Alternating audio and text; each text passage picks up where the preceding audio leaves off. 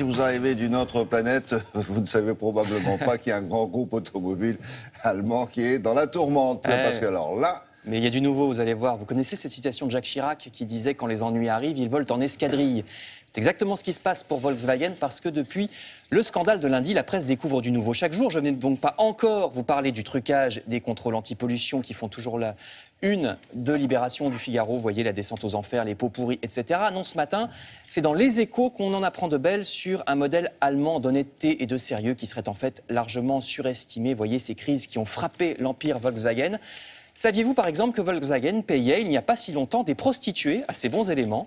Les grands cadres et dirigeants du comité d'entreprise avaient droit à des escort girls lors de voyages en jet privé. La marque aurait également volé il y a quelques années les secrets de fabrication de son concurrent Opel, etc., etc. Et que dire des liens entre politique et lobby automobile, dit Libération en Allemagne. Ces liens étroits, je cite, entre les constructeurs et le pouvoir politique allemand, véritable scandale émotionnel là-bas, disent Les Échos, parce que Mme Merkel, par exemple, pèse souvent de tout son poids politique pour bloquer les mesures anti-pollution de l'Europe. Pourquoi ? Eh bien, afin de protéger ces marques spécialisées dans les gros moteurs, Volkswagen, BMW ou Mercedes. Les journaux remarquent que ce sont d'ailleurs les Américains et pas les autorités allemandes qui ont découvert ce scandale.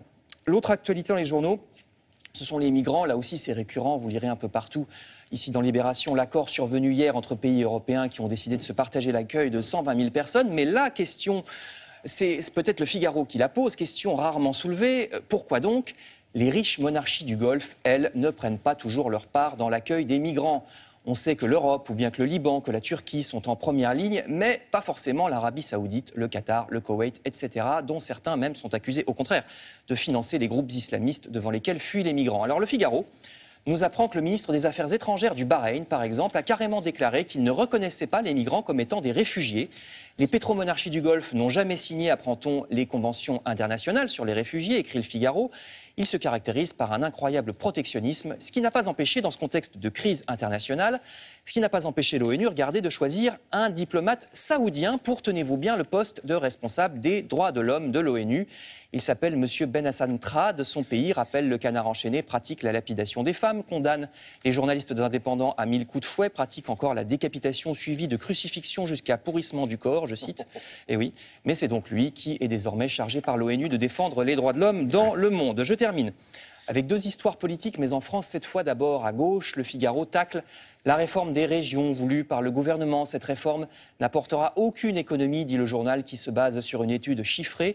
Les économies étaient pourtant la raison principale avancée pour la réforme des régions. Voilà donc pour la gauche. Et puis mauvais calcul également à droite, puisque le Parisien aujourd'hui en France nous apprend que le nouveau parti, les Républicains, ne fait pas forcément recette. Le nombre d'adhérents non seulement n'a pas augmenté depuis le retour de Nicolas Sarkozy à sa tête, mais il a même baissé à désormais moins de 180 000, bien loin de l'objectif de 300 000 cette année et même de 500 000 d'ici 2 ans, nous dit le Parisien aujourd'hui en France. Merci Frédéric. La musique adoucit les mœurs, vous connaissez cette expression.